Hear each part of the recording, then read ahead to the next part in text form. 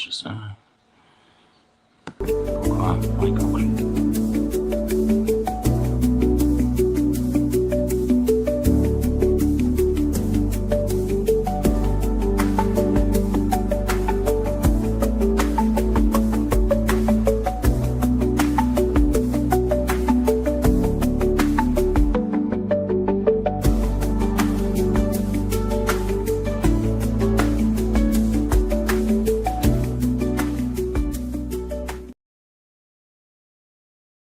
Hello, everybody. This is Bart Sharp, and you are on Becoming Quantum Conscious at United Public Radio Network and UFO Paranormal Radio Network at 107.7 and 103.5 out of the beautiful city of New Orleans, Louisiana. We hope that everybody down there is really happy and dry. In my home state of Texas, Austin, Texas, we just send our condolences to all of those who've lost loved ones and those who are in struggle with all of the flooding down there. It really breaks my heartstrings to think about what's going on with all the suffering there. So we send that out, but we are not there today. I am still in lovely France, into the historical ancient city of Rennes-les-Bains, which was a Roman town, a spa town. Even Emperor Augustus and stories say that Claudia Pilate lived here. That would be wife of Pontius Pilate. And we go into all kinds of stories about Mary Magdalene and Jesus and the scenes and all of these fine folks living here. I don't know if they were hanging with the Romans. I'm sure they weren't. But all of that is part of the history. And right in the middle of the history here is the home of Richard Stanley. And before I say any more, I'd just also like to say that you can catch this show on Facebook, YouTube, UPRN, Talk Radio website, and Roku. As I get distracted when I end at big times like this. Last year we were here at the same time. A wild night, and I expect nonetheless with Richard Stanley. Well, it's a delight to be back on the show, Bart. A pleasure to have you here in my library. Oh, it's always a pleasure. We were just eating pizza at Chez Will. That'd be W-I-L-L. His name is Will. It's a house at Will, a nice Englishman. The best pizzas, I think, in the area. I've not had one better. So if you're in Rennes-les-Bains, that is the place to see that. So, you know, Richard is a director, movie director. Movies such as Hardware, Dust Devil, Color Out of Space. You got it. I got that one right. And many more. But also, Richard is a historian of magnitude. And we're going to talk about the Cathars, which I've heard this. He sat down with one of my tour groups and gave us a 1 hour jaw-dropping conversation on the history of Cathars. And I just figured that we needed to kind of do something like that tonight. Just to talk about the Cathars and these amazing people, because there's much legend as they are fact, and there's much of these tear-jerking stories that, you know, just bring your hearts alive with their nobility and their sincerity and true hearts. They inspire us all. And then there's other stories. I've not met anybody that can piece them better together than you, though. Well, thank you for that vote of confidence, but I mean, I'd probably like to say up front that I certainly don't claim to be a Cathar, but I am a Cathar sympathizer. And had I been alive in those days in the late 13th century, in early 13th century, late 12th, I probably would have defended them for sword, because I am very fond of them, even if I'm not one myself. And yeah, trying to define what a Cathar is has become increasingly difficult, I guess, in the modern era, because there's plenty of folk out there who would happily tell us that there's no such thing as Cathars, from the point of view that the so-called Cathars never used this word to describe themselves. What would they describe themselves as? I think initially they just referred to each other as Christians. Yeah, good men, good woman, bonhomme, Sometimes they talk about the perfecti, the adepts as the old good beards, the Bon Barb. But yeah, Cathar feels like it was an Inquisition Crusader era term, which back in the day in yeah 12th 13th century people were largely illiterate. You'd have to be from an aristocratic family or have gone to school or to have learned to read and write. So yeah, the precise spelling of words is often a bit futsy. So Cathar does come from possibly from the Greek katharos, from the word for pure, and it could be a word describing to be purged or purified. But it's highly likely that it's related to insults, to calumnies, fight words. The Teutonic Knights refer to witches as Ketzers, Keter, which is from black cat, and this notion that heretics worship cats, which is something that flew around partly because of this notion of Rex Mundi, the Lord of the World, and the idea of the Lord of the World being a devil, and then the devil being represented by a black cat, which is somehow how we got to the Teutonic Knights calling witches Ketzers. Ketters. And in the Crusade times, the Muslims, of course, would have referred to anyone who wasn't a Muslim or a follower of the one God as a Kafir, as in Kafiristan. And Kafiristan in Afghanistan, the last land to be conquered by the Muslims, the land of the Kafir. And this, with the F in Kafir versus the TH in Cathar, I don't think is a big difference in a pre-literate medieval world. I think they're essentially the same word. And I guess this fight word used to identify people who are different from the straight and narrow of the Mother Church, from the Holy Roman dogma or the accompanying dogma of Islam. So the Cathars word is just almost like a slang word that came from another place. And before you respond to that, I'd just like to say hello to Phyllis Mim and Miss Rocher for joining in tonight. They were on the tour the other day and saw you at Chez Oui. Super. So they're here with us in spirit and on the radio. If you have any questions for Richard, please type them out and we'll try to get to the best of them. Please fire away. Always happy to answer heretical questions and to spread a bit of the old heresy around, because although it's been gone for more than 7 centuries, there are a lot of ideas in Catharism that we all really secretly dig, and which we wish could get patched back into the matrix of human experience, because I think there were things that would have helped our civilization along if they'd been allowed to flourish. And indeed, they were a pure people. And if you live in this area, and it's almost like just a group of people just keep referring to Mary Magdalene and the Cathars are these pure people, like a role model from the past that is brought out in the fables and the stories of the perfect people, the parfait, so to speak. Well, it was an initiatory faith that had hidden inner levels, and I think the idea throughout was to seek perfection, to try and perfect oneself, and of course that's an unending process. I don't think you can ever reach a point of true perfection. The Cathar adepts are referred to as perfecti or parfaits, or straight up perfect. And I think perfection is something you have to strive for every moment of the day, and it's a constant struggle between the spirit and the desires of the gross material world.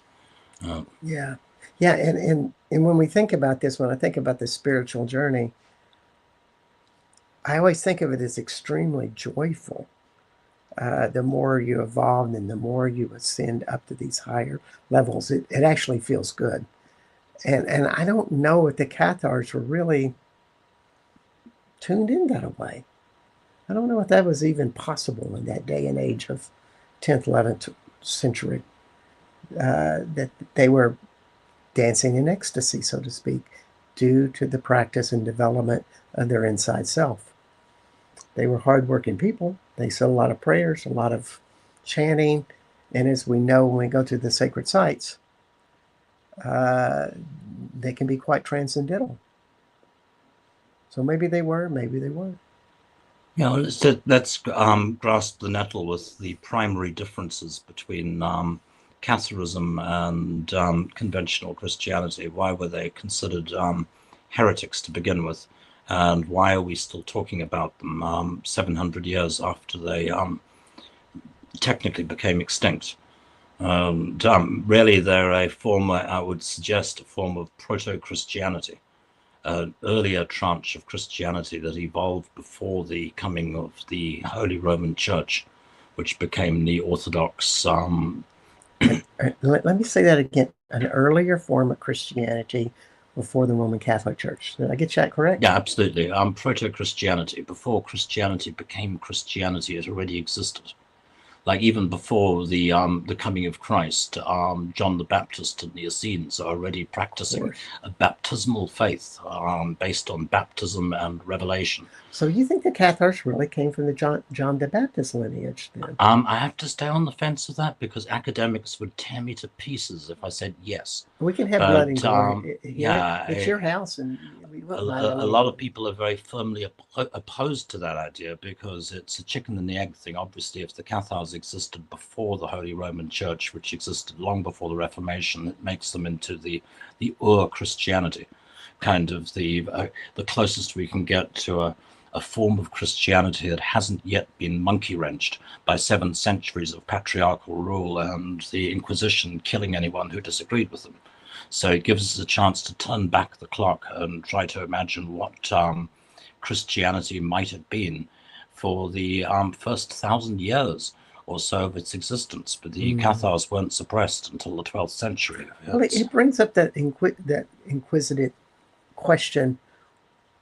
Was Mary Magdalene part in that line of the John the Baptist and the Essenes? And, you know, a lot of people say, well, that would be Yeshua or AKA Jesus. All followers of John the Baptist, all followers of even earlier dates with Solomon and David. Am I following the line correctly? I think you are, sir. I mean, it's pure speculation from the point of view that we've got no archaeological evidence really to maintain it. But what we do see is that both figures are hugely important out here. A number of churches named after Mary Magdalene, number of sites associated with her, there are a lot. And you also run into John the Baptist at practically every turn in different stained glass windows, in statuary. He's clearly a very important figure out here. Yes. Both of them. And they're not just put there because they're pretty, folks. You know, let's have a pretty statue of Mother Mary or Mary Magdalene. Everything here in a church is trying to tell a story. And every church and their members and congregations generally have followed something for generations. And a lot of those churches, we do not know the origins of when those traditions started. Yeah, I mean, we're deviating somewhat from the job description of Catharism, but the golden myth is that Mary Magdalene, Martha, and Lazarus, and the folk from the Holy Land are supposed to have come here in 8 AD in a ship without oars or sails that landed at Sainte Marie de la Mer, which is, yeah, the myth on which it all hangs. And I do believe that regardless of the reality of the sacred family and whether Christ or Mary Magdalene really walked these streets or walked these hills, it's pretty clear that early Christian missionaries presumably fanned out through the existing Roman trade routes. And in the first 10, 20, 30 years after the crucifixion, you would have seen the first traces of Christianity filtering into these different Roman border towns. Here in really Aqua Calidae, where we're sitting now, was a big Roman trading hub at the time, and yeah, a natural port of call for either fleeing Christians or Christians who were looking to spread the gospel and spread the word. And also you had the Roman gods. You also had Isis. You had a variety of things. And then the down Visigoths, who all of these varieties of people live in here with different ideologies. It's fair to say that there was a cult of femininity that has existed here in the Pyrenees since a very, very long time ago. I Yes. mean, this comes down to the different mother goddesses, the different white goddesses, the Dame Blanches that are found in the caves. I'm holding Wow. a reproduction of a Neolithic piece, the Dame de Brassemboy, who is a lady with nice dreadlocks, She does, and this is a braids. little white statue, and this is a local legend here of the white goddess that appears even still today to people. But there's stories over the centuries of the white goddess appearing. Um, and it also often gets mixed up with Mother Mary. That's another story. Phyllis Mim, thanks for asking this question. She asks,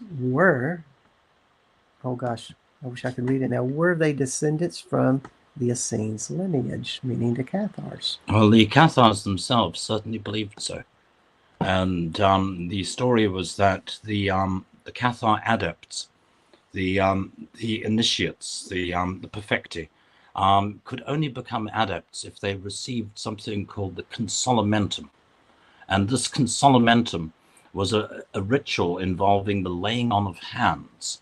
And you had to be touched by the hand of another adept who had been touched by the hand of another adept, like a kind of spiritual game of tag. And I know they believed that this tradition went all the way back to the Essenes, to the time of John the Baptist, and that it had been an unbroken transmission that had passed down since, the time of the Essenes. Whether this was true or not, we have no idea. So you might have a history of everybody from beginning from the person that touched you, and then who touched them, and then so on and so forth, that went back in a lineage, almost like a family generational pattern. But this is like the blessing pattern. Yeah, it was a direct transmission. It had to be a direct lineage that was passed on by literally touching the hand of another adept who had been touched by the hand of another adept for generations and generations. And this consolamentum, which was given to most normal people only at the point of dying, because once you'd received it, you kind of almost ceased to participate in the material world. I mean, the Cathar perfecti distanced themselves so far from the material world that many of them deliberately fasted to death and entered into a state of endura. Certainly, you give up eating meat and give up conjugal rights. It became a very, very strong form of asceticism. But I think the idea was that, well, from what little we understand, 700 years later, was that rather than the consolamentum being an act of revelation or initiation, it was really an act of anamnesis, meaning it was an act of remembrance, that when you were touched by the hand, you remembered who you really were. You remembered that your true life stretches beyond one's birth and one's death. And it's a little bit like being hit over the head with an enlightenment stick or something. It was obviously a very powerful experience. And folk who received the consolamentum gave up their secular lives. And also, I would think that would be a challenge to remember more. That then you were set on a mission to really discover the intricacies of all of what that was. I'm kind of a non-believer that nobody gets touched and everything changes just like that. You maybe get touched and you turn a corner, maybe, and then you start a new pattern. What do you think of that theory? It's difficult to know what the consolamentum was. I mean, I'd sure like to have received it to actually know, yeah. But unfortunately, because it was a line of direct transmission, because of this detail that you had to be touched by the hand of another adept who was touched by another adept, it spread in the same way as a kind of a spiritual virus. Wow. And that enabled the Holy Roman Church and the Inquisition to destroy it, because they treated it like a virus. They deliberately isolated everyone who had come into contact with these holy men, with these adepts, and separated them from the rest of the community. But also that would mean that you would have your own spiritual path and direction separate from the church, wouldn't it? I mean, it's like if you were anointed like that with this Solamentum, it means that you would know your path, which it's kind of hard for a control freak like the Catholic Church to accept. Yeah, and beyond all that, I think the essence of gnosis is direct knowledge, direct communion with the deity, with the spiritual forces, except no intermediaries, no priests, prelates, bishops, archbishops, go straight to source. So this emphasis on not only direct initiation but direct knowledge of the mysteries kind of shortcuts the whole pyramid power structure of the church.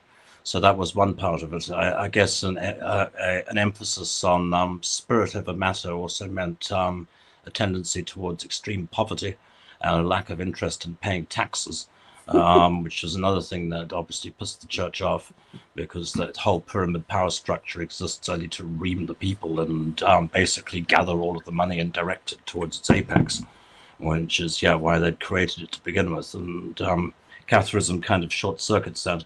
But beyond that, other little details that are, I guess, important, just boxes to tick. They believed in reincarnation, although Christianity, they had a lot in common with Buddhism, and also could also be viewed as a kind of proto-Buddhism, because back in the 12th century, we're also talking a time when the Lotus Sutra hadn't yet been written. So it's as much a proto-Buddhism as a proto-Christianity. And they believed that not only in reincarnation, but in the form of karma, that you could improve yourself over successive material incarnations from one lifetime to the next. And if you took the Consolamentum, allegedly you would be liberated from the cycles of time and return to the true kingdom of heaven that exists beyond the illusory veil of the material world. Another concept that it has in common with Buddhism, this notion of the realm of Maya, or the illusory material world into which our consciousness is apparently downloaded. So it just brings up so many ideas about the Consolamentum, because, I mean, to me, that would be quite a hardship and commitment, because it basically means you have more potential to become something really awesome. And, basically, if I had the Consolamentum put on me and I felt it heartfelt and I had my whole life ahead of me, it means that I better get to work, because it's quite a commitment to say that you had the potential of remembering all of this lineage, of all the lessons, all the wisdom, all the high vibrational learning these people achieved. You had that opportunity to embody it. You're not normal anymore. Yeah, and to secure that transmission, to be able to tell by the brightness of their eyes who is ready to receive it, and to pass it on, so that the current, the hidden stream, the underground stream, keeps flowing from one era to the next. So it's a responsibility. But within that, the whole quest for perfection is in itself something which a battle you have to fight every day of your life, and right to the end. I don't think any of the Cathar adepts, the perfecti, were themselves truly perfect people, but they tried to be. They constantly course corrected and tried to find a better way of doing things, and just constantly challenging the process on a daily basis is, I guess, already a very good start. I mean, we see within the individual stories of the Cathar perfecti that they had these different problems. That Belibast, the last Cathar, murders another shepherd and manages to get his housekeeper pregnant, and then tries to blame one of the shepherds in order to pretend that he hadn't slept with her because he was frightened he would have lost his consolamentum if he had made love to the housekeeper. So they were, at the perfecti were less than perfect themselves, just like priests. They were trying to do their best under the circumstances, and I think just to struggle towards perfection on a daily basis is already a difficult thing for any human being to pull off in any century. Yeah. When I think about this, I have a friend, Penny Loftus, who keeps telling me she was incarnated in Egypt and remembers those lifetimes. And she tells me a story that the ETs, of course, breeded with the Egyptians, and they created a race, a light race. And that went on for generations. And a lot of that got lost.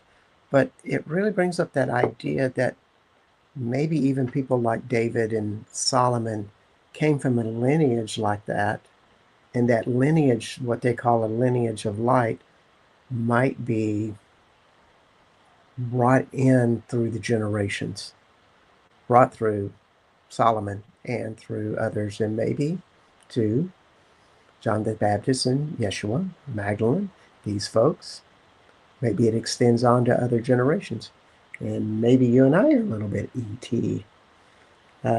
with that light language. I'm just throwing out wild ideas, but I know you're a historian and I'm a psychic, so. Well, I guess I'm a historian and I'm also a Cathar sympathizer. And we do have a lot of reincarnation issues out here, so it's a discussion in its own right. Of course, the Cathars believed in reincarnation, but they also believed that if you took the consolamentum and lived a good life and died a martyr's death, that you would return to the true kingdom of heaven and escape the cycles of time and the material world. So hopefully for them, unless something went wrong with the consolamentum, a lot of those folk have moved on.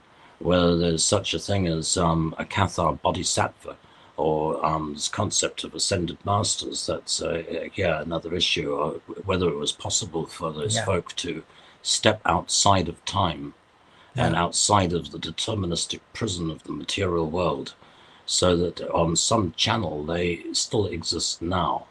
I mean, we don't understand time too good to begin with. I mean, it's fairly likely that everything that we believe to be in the past is still happening somewhere on some channel, just as the future is happening now. It's just how we process it or experience time as if we're moving through it at a constant pace. If you had non-linear access to that program, like the Cathar adepts claimed, you could step outside of the time cycle. Maybe it even is kind of getting out of that linear world and saying, well, I'll reincarnate, or I'll carnate out of human existence and into perfection to a spirit being. But maybe that's just a totally different non-linear reality in itself of service. But one thing that I know is very linear is that we are midpoint in the show. And I just wanted to tell everybody that you are listening to Richard Stanley. And you can check out Richard's work at the official richardstanley.com, but also you can buy his movies. And it's really funny because when you see the movies, you start to see they're horror movies, but all of these very deep messages, a lot connected to Catharism, consciously and unconsciously. But some of his movies are Dust Devil, Hardware, Color Out of Space. Yeah, you got it. And I've done a bunch of documentaries too, and have a book coming next month in August from Inner Traditions and Simon & Schuster in the US, which is a book called Otto Rahn Grail Hunter, which is another whole program's worth of debate in its own right, but that's coming. and have tried to make documentaries about this material, notably The Secret Glory and The Other World, and trying to preach heresy in the 21st century is a thorny and difficult path for even the best of us. That's for sure. I never have a boring conversation with Richard, I had to say, Yeah. because you are so much of a Renaissance man in a lot of different ways. And one of the passions is Catharism, and this driving. Before we get back on that topic, I want to tell everybody that you are on Becoming Quantum Conscious. This is Richard Stanley. I am Bart Sharp, and this is United Public Radio Network and UFO Paranormal Radio Network at 107.7 and 103.5 FM out of New Orleans, Louisiana. Also on Roku, YouTube, Facebook, and the UPRN Talk Radio website if you want to tune in there. Also, I invite you to go to my YouTube channel, Bart Sharp 1, because I have live broadcasts of all my shows, and it's always nice that you can tune in and join the chat on that particular channel. Become a subscriber if you wish.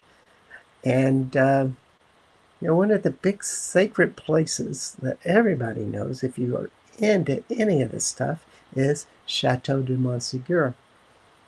And you love that place. You've lived there for many years. Yeah, no, I spent 10 years in Montségur, and probably at this stage know more about it than any other English-speaking person left alive, and got very, very close to it. So yeah, Montségur was, I guess, the sanctuary, the last redoubt of Catharism. It was built as a safe place to receive the fleeing heretics, and to as a place where their treasures could be safely held and stored. It was a place they thought the Crusaders and the Inquisitors would never dare to come, because it was already a very powerful spot even before the Cathars arrived. And the thing I want to cycle back to with Catharism is this notion of stepping outside of the cycles of time. Like Montségur, the Cathar citadel, was endowed. It was basically created and financed by a high priestess of the faith, the Countess of Foix, Esclairmonde de Foix, who basically created Montségur as a safe place, literally as the secure mountain Montségur. And this Esclairmonde, although a very real historic figure, is never supposed to have died. We have no date for her death, nor any details of her death. We know all about her life, her birth, her marriage, her kids. She only became an initiated Cathar after living a full life as a wife and mother. And but her death is completely unrecorded. And according to the mythology, she never died, but Esclairmonde lives still. And moreover, not only does Esclairmonde live, not only is she still there in the castle. Yeah, there's stories about her appearing in the castle to certain people and such. Oddly enough, Abraham Lincoln does the same thing in the White House, so I'm told. Maybe he needs to shake some people up these days. However, beyond that, if this notion of Esclairmonde stepped alive into the kingdom of heaven or ascended like the prophet Elijah, also on the Pog of Montségur, despite the 10-month siege and battle that took place there at the tail end of the story, they've only ever found 2 skeletons. Wow. All the other dead are missing. And nor is Esclairmonde the only major figure in the story to simply disappear out of the historic record. Guillabert de Castries, the last male head of the Cathar Church, goes to Montségur and is never heard of again, just along with the sacred treasure, along with Archbishop Tento and many other Cathar dignitaries we know go to Montségur.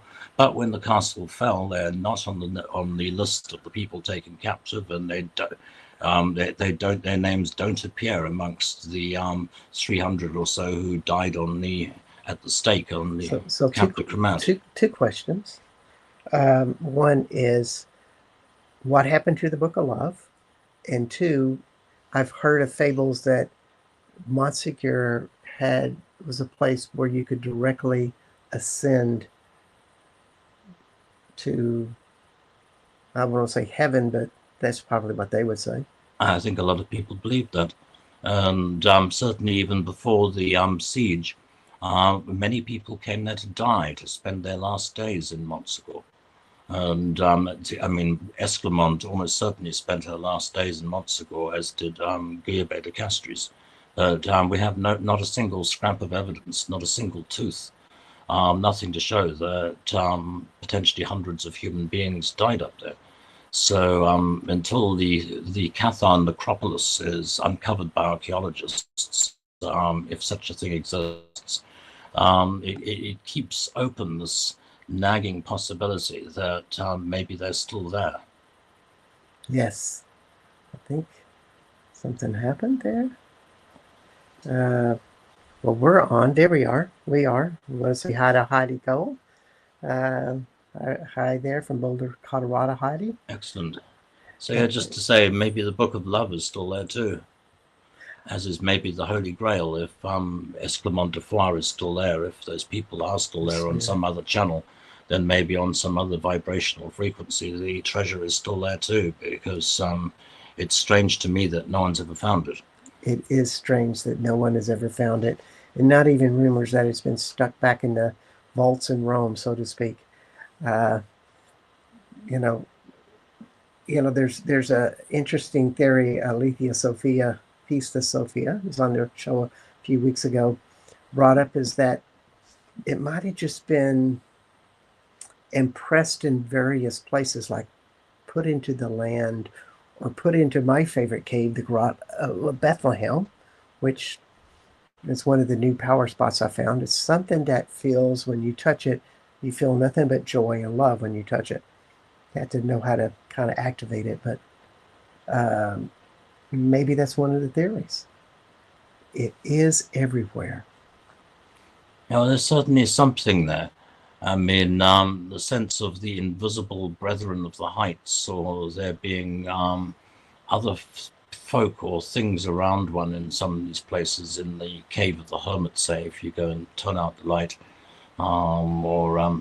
yeah, many of these spots, the sense that almost a multitude of other presences are crowded around is, I think, very commonly reported. Yes, and to tell listeners that they do not understand this, on the opposite, well, you have Montsegur, and then you have this huge peak called Peak St. Barthélemy, and on the other side are the 7 Cathar initiation caves, of which one of them is the cave where you go into total darkness for, some people say 40 days, I've heard.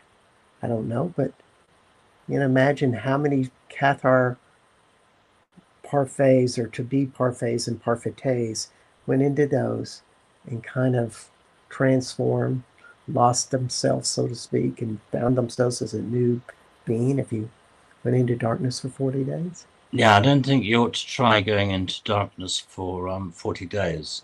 I mean, certainly sensory deprivation in the initiatory caves plays a part in the initiatory process, and has done ever since the Eleusinian Mysteries. It's always been a part of mystery schools and the initiatory process. Any theories about how long you think they stayed? Not precisely. I mean, all the 48 days and the details about the initiatory caves is coming through the filter of Anthony Goodall, and it's not gospel. And no. If you and I hate to be a Debbie Downer in any way, but I mean, NASA and the US Navy and people have done extensive tests on sensory deprivation. There's Air Force pilots and people who tap out after about 48 minutes. So going 44 days in complete silence and darkness, I might be beyond the limits of any human being. I mean,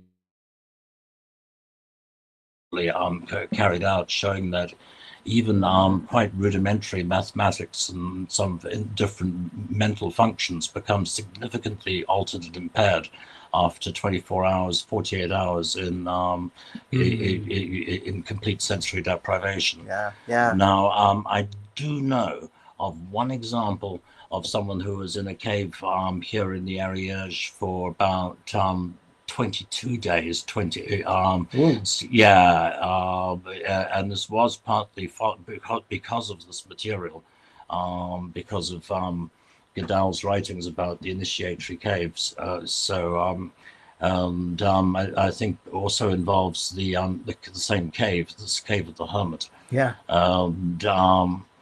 After 20 plus days, the unmentioned lady involved had experienced great difficulty processing light information, seeing properly, had to wear a blindfold initially, and was also suffering hair loss. Hair was coming out of her scalp, and skin loss. In my opinion, I thought she was en route to turning into Gollum.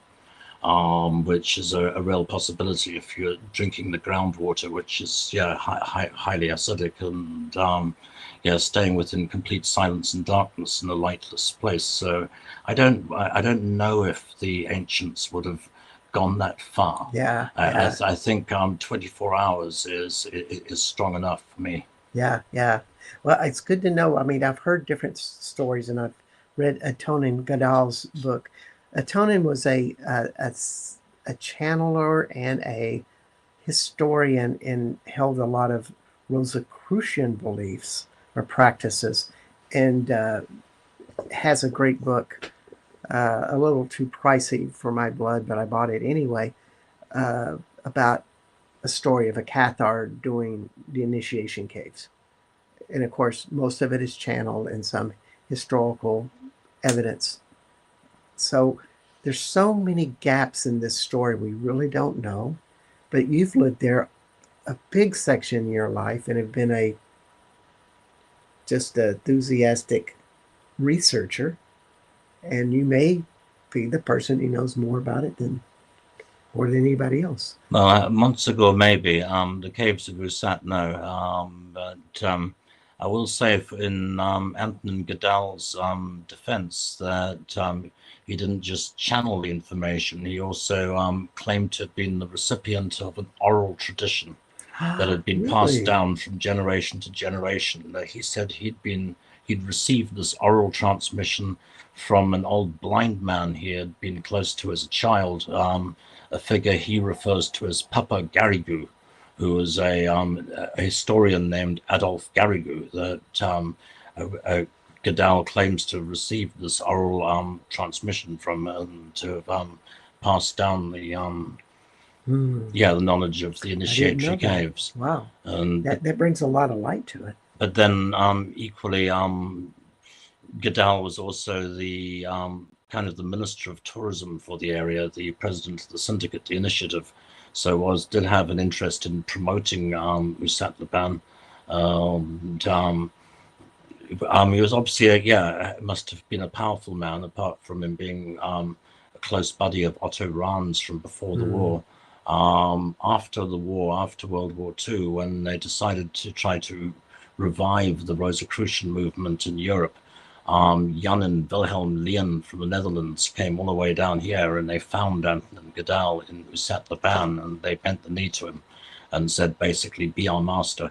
And roughly from that point, Goodell became the spiritual leader, figurehead of the Rosicrucian movement, and proceeded to reform it along his own neo-Cathar lines. So is a complex figure, Goodell. It is, and a lot of this is referenced in your book on Otto Rahn. If you're curious about it, check out Richard's book, which is in the United States and around the world. It's not hard to find, or you can go to the official richardstanley.com site, and there's information there. Yeah, just such a great, mysterious world with these Cathars. How much we love and adore them, want to be like them.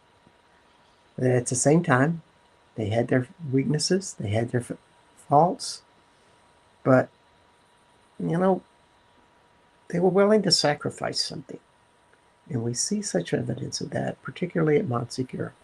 You know, there's a story that that's why they died willingly, is because if they would have, of course, just said, oh, well, we will dedicate ourselves to Roman Catholics, we'll take the vows and be a Roman Catholic, and then the Roman Catholics says, sure, fine. Then they would have took their armies away and everything would have been hunky-dory, but they didn't do that. They burned at the stake and maintained their vows as to their spirituality.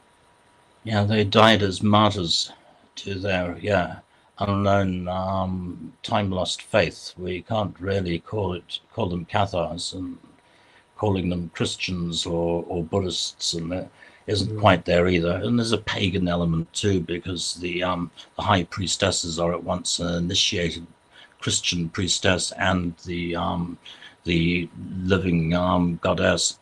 So I guess there's it brings a bunch of things together, but they died as martyrs to that faith and chose not to recant, and believed strongly enough. Moreover, a great many people around them felt the same way.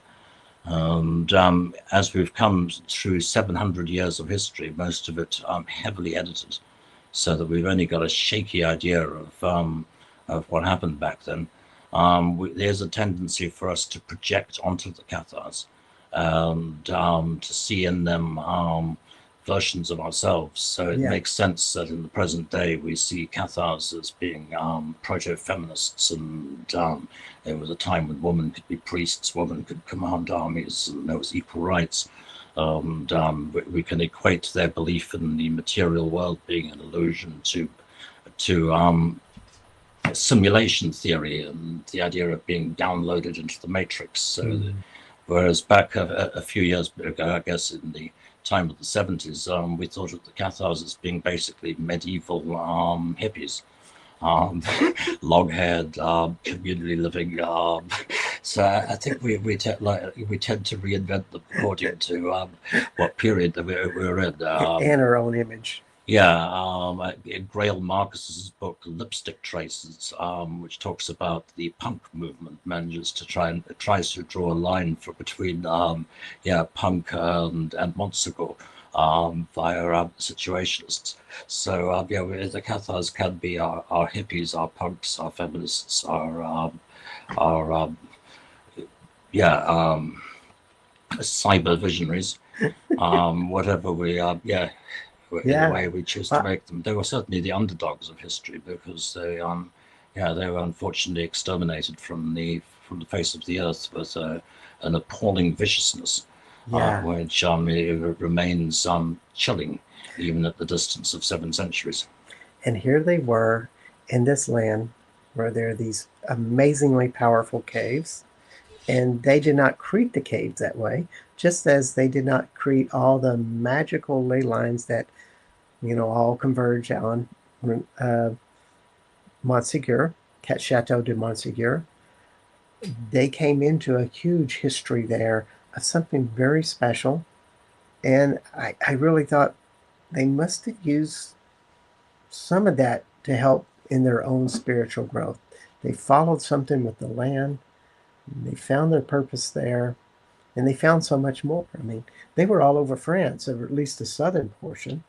From what you told me, it's almost like in that community through, the 1st and the 12th century, there would be Cathar towns, there would be Roman Catholic towns, and then Roman towns, or maybe other cultures. They all kind of... Cathars didn't really exist from the point of view that the word didn't. It's just a term that we apply to them. Okay, So good point. Trying to define what was a Cathar town or a Christian town, no one could tell the difference between them. I mean, they thought they were Christians, and I'm sure that the variant forms of Christianity changed from valley to valley, just like dialects. And for 1,000 years or so here in the mountains, they've been mixing it up with all these other strange deities that are around here, and different mystery traditions and cults. I mean, we had Minerva and Yeah, Diana, with her bow, Arduino of the Nine Fires, and we had Epona, the wild horsewoman, the most popular deity for amongst the Roman legionaries. So there were a long tradition of guardian mothers and fierce woman goddesses, which was already going on down here, along with weird snake cults and the cults of Asclepius and different Roman gods of health that were particularly strong here in Ren-le-Ban, which is all about the hot water, which could cure Wow. leprosy and skin disease. So the god of the new green leaves, and the god Asclepius, the god of health, with the coiling snakes like the caduceus, would have been strong elements down here. And this proto-Christianity and those other faiths would have coexisted for 1,000 years or so. So by the time we identify these Cathars in the 12th century as being a distinct thing, they've come through a whole filter of stuff. And I think this Indeed. tradition has been powerful here for a very long time, since the Ice Age. Yeah, it gives you an idea of or somewhat of an idea of what diversity there really was, and one that we've talked about before in conversation and first early in the show would be the white goddess, another goddess we Yeah, can't really identify or. and she's always been here in one form or another. I mean, it just shows to me that this cult of femininity was a part of the culture before Christianity arrived, and Mhm. maybe that was why it received it in the way it did. Yeah, Is because the place was already, I guess, it was a place where the doves of Aphrodite had once fed from Vestal hands, and where the Iberian Celts had worshipped Belisama, Summer Bright, the beautiful one, the Iberian goldish moon goddess on the mountaintops in ancient times. So yeah, indeed, and the goddess was strong here. I haven't shown you the place between Rennes-les-Bains and Rennes-le-Chateau where there's a lot of apparitions, and some people say, oh, that's Mother Mary showing herself. But I think it's the white goddess. That the white goddess does appear, even still today, all throughout this area. Such a magical land. Yeah, no, and she keeps showing up, and it's hotly disputed as Yeah, to who she is. I mean, if she shows up in Montsegur, you can be pretty sure she's Esclamont. I mean, indeed. I was talking to this jailbird character in Montsegur who was spent most of his life in jails around France, and he claimed he'd been reformed after seeing the BVM, the Blessed Virgin Mary, a glowing white feminine figure standing in the mouth of Kauno, the cave overlooking Montsegur. It was just like, wow, he saw the White Lady, and he'd given up his life of crime and moved to Montsegur and been fully converted by the experience. And Wow. when one of my friends suggested, "Oh, you saw the goddess, you saw Gaia," he got very irate and said, "No, I saw Marie." I say he was very sure it was the Virgin of Lord, that it was that it was Mary. So but nonetheless, glowing mother feminine apparitions are still cited in the region, and I'm sure they were cited back then, and that was one of the reasons why the Holy Roman Church came down so hard on Catharism. Is not only represented a feminine force, but it's also very dangerous to you as a religion when the Yeah. other side starts having miracles and having More. supernatural phenomena. Yeah, Yeah, when the other it's side really start scares healing people scares of you. their hands, or Mm. having visible supernatural apparitions happening, it was enough to scare even the Pope. Yes, I wanted to say hi to Krishna Rose, who just signed in. She'll be here on 2 weeks. Also, next week we have Mary Kearns, who will talk about speaking to flowers and plants. This is not like a plant communicator or a tree communicator, or a animal communicator, excuse me, but a flower and plant communicator, which I'm going to find really intriguing. We're coming to the end of the show, Richard. You can find Richard's work at the official richardstanley.com. Uh, Projects you want to tell us about? We got a minute left. Um, Well, yeah, I got a book coming, but I think that's really important. I think what's really important is the one project we should commit ourselves to is not only trying to be better human beings, but trying Mm, to, yeah, treat other human beings as we would like to be treated, and trying to bring some peace to this troubled world, and just starting at home, even in the smallest way, because we're living in crazy times, and if there's, yeah, any lessons that we can learn from the Cathars, it's we have to try every day, I think, to if we could get to either get back to heaven, or bring heaven here. yeah, yeah. And you're a man who truly believes this. Richard was on my Christmas show and gave a talk that kind of was bringing me the tears. It was so passionate and really talking about what he's learned. And he was very heart spoken of what Catharsism is in this modern day. I wish I could get it I wish I knew how to edit enough that I could just get that 9 minutes where you were on and put it up because I it wish we was, had more than 1 minute. So, I was crying. It was amazing. Yeah. So thank you yeah, so much for being on the show. I think Catharism in the present day is what Catharism always was. Truth is irreducible. Truth Mm, doesn't change from one era to another. What was true then remains true now. yes. It's a good way to end the show, my friend. Yeah. Thank you for Bless you. having me on, sir. All right, everybody. We'll see y'all next week. The Mary Kearns, Flower Communicator. In 2 weeks, Krishna Rose. And after that, Anna Ortero. So wish everybody the best. And y'all have a great afternoon or evening, as the case may be here. Bye for now.